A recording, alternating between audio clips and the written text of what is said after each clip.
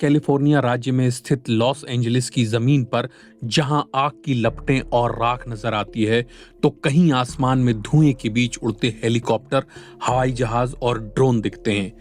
दक्षिणी कैलिफोर्निया में लोगों को आग से बचाने की कोशिशें जारी हैं। हेलीकॉप्टर से प्रभावित इलाकों में पानी की बौछारें की जा रही हैं। जंगल की आग ने कम से कम 27 लोगों की जान ले ली है और हजारों की संख्या में इमारतें खाक हो गई हैं। अमेरिका की दो बड़ी आग, ईटन फायर और पैलिसेड्स फायर ने 40,000 एकड़ क्षेत्र को नुकसान पहुंचाया है।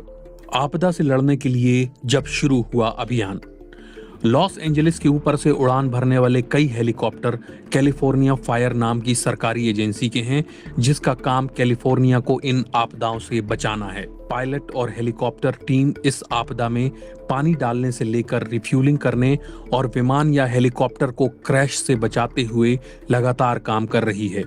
कैलिफोर्निया फायर टीम ने आग को नियंत्रित करने के लिए नए तरीके भी अपनाए हैं, साथ ही कुछ सबक भी सीखे।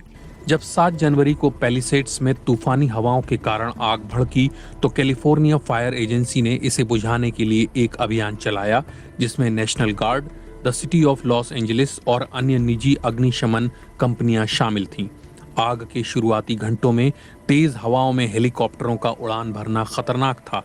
हालांकि जब हवा की गति कम हुई, तो अग्निशमन कर्मी अपने काम पर लग गए। पैलिसेड्स की आग को बुझाने के लिए दिन में 24 घंटे चलने वाले अभियान की शुरुआत की गई। हेलीकॉप्टरों से सैकड़ों हजारों गैलन पानी गिराकर पैलिसेड्स फायर को नियंत्रित करने की कोशिश शुरू हुई। कैलिफोर्निया फायर हेलीकॉप्टर टीम का एक ही काम था, आग को कम करना, ताकि जमीन पर मौजूद उनके साथी आग पर काबू पा सकें। पैलिसेड्स के पहाड़ी इलाकों में ये काम और भी मुश्किल था। अभियान से जुड़े लोगों ने क्या बताया? फायर कैप्टन मैट लेन ने इस आग को बुझाने के लिए आसमान में घंटों तक काम किया। वो कहते हैं, ये मेरे लिए अब तक के सबसे बिजी एयर स्पेस में से एक था। बहुत तेज हवाएं चल रही थीं, आग तेजी से फैल रही थी, बहुत सी इमारतों को खतरा था। बुधवार 8 जनवरी तक ये आग पैसिफिक पैलिसेड्स में 10 एकड़ से बढ़कर 2,900 एकड़ तक फैल गई। दिन के आखिर तक अल्टाडेना के पास शुरू हुई नई आग में 2 लोगों की मौत हो गई थी।